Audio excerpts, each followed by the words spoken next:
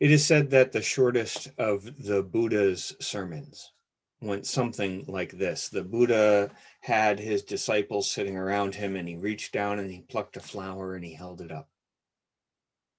He spoke not a word. In that silence, one of his disciples became enlightened.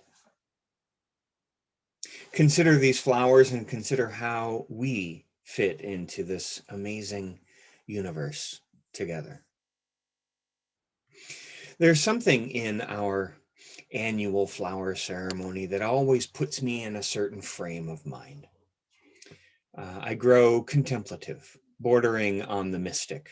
What is it about flowers that we find so alluring and companionable?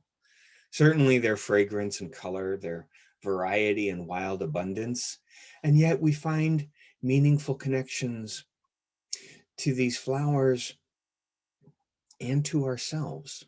We too have fragrance and color. We too arrive in such variety, and when we let ourselves are capable of wild abandon. But there is more. These flowers are transient. They blossom and they die all around us constantly, and yet they persist. So it is with us as well. Allow me to put a second Buddhist story before us. It pairs well with that first one about the flower. The second story is from Thich Nhat Hanh, from at least a few decades back. He was walking across a college campus with several people after a lecture. The story is taking place in an autumn time, rather than a springtime, such as the story about flowers. But in this story, Thich Nhat Hanh and the others are walking across, and the ground is strewn with many colored leaves that have recently fallen to the ground. And suddenly, Thich Nhat Hanh stops and he points at a leaf and he shouts, "You're faking." I love that story. I know I've told it before and some of you may remember it, but I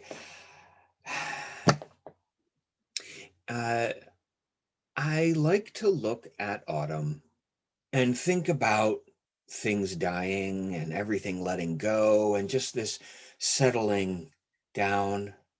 But the Buddhist teacher is right. Autumn is simply one point in the ever circling spiral of life.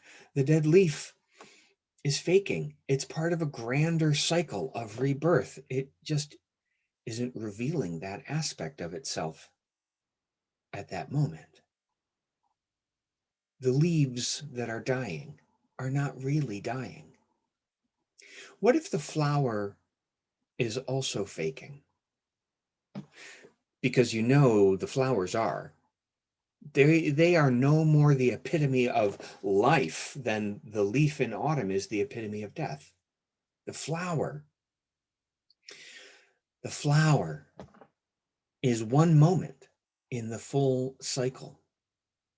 And like us, it is an unfolding into this moment of being, and it is on its way somewhere else. It has come to this moment and is on its way from this moment. But in this moment, such color, such vibrance, such life.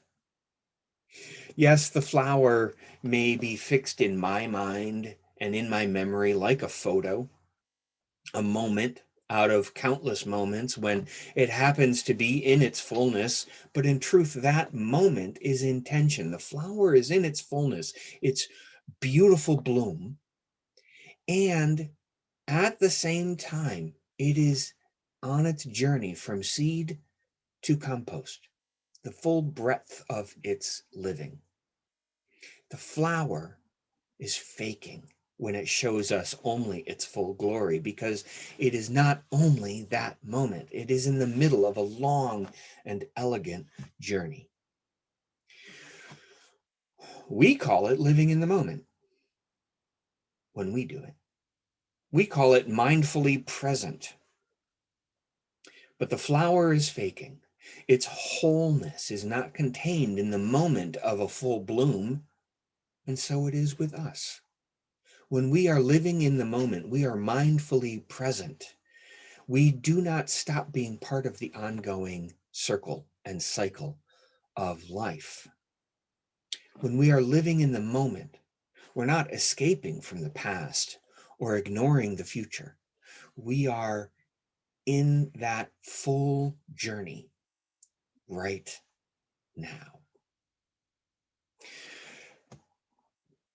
One more story, this one from Anthony DeMello, in his book, 1 Minute Wisdom. The master smiled. "Tell me," the master said, my dear, "when you were born, did you come into the world like a star from the sky, or out of it like a leaf from a tree?" And all day long, the student pondered this strange question from the master, and then she suddenly saw the answer and fell into enlightenment. We were not dropped here into this moment. We grew here. We are not transplanted into nature. We are nature. We, like the blooming flower and the dying leaf, are the earth. We are nature. We are a local embodiment of the universe. Walt Whitman famously said, "I believe a leaf of grass is no less than the journey work of the stars, and we, like the grass, are the journey work of the stars." And at any given moment, we are here. A leaf on the ground, a flower in bloom, ebbing and flowing. We are in this moment here.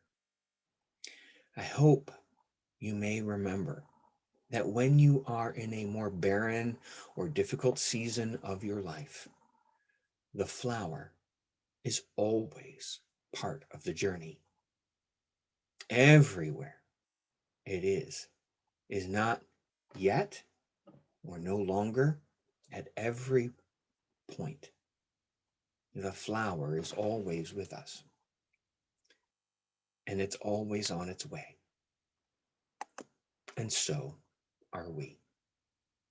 In a world without end, may it be so.